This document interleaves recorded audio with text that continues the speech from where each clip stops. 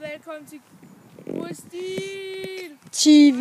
I dag skal vi lære noget om, hvordan man scorer damer. Hvis du skal have en god dame, så skal du være sej.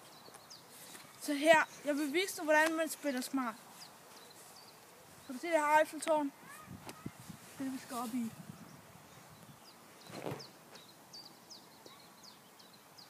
God stil. Lad os komme i gang her. Nu vil Christian vise, hvordan man gør tingene, når man skal score en dame. Ja. Du starter fra det helt færdigt hernede, hvor den ligesom bevæger dig op. Herhen. Hvis du nu siger, det var din dame, der var helt oppe på toppen, ikke? Du vil gerne nå din dame, ikke? Hun er rigtig højt op, fordi hun er rigtig lækker og sådan noget. Hun er blondine og sådan noget.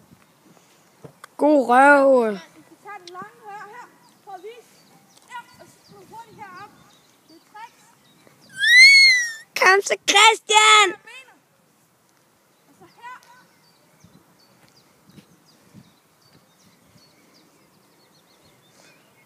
Deroppe står din dame. Jeg har modtaget damen nu. Og det var alt for God Stil TV i dag. Ses næste gang.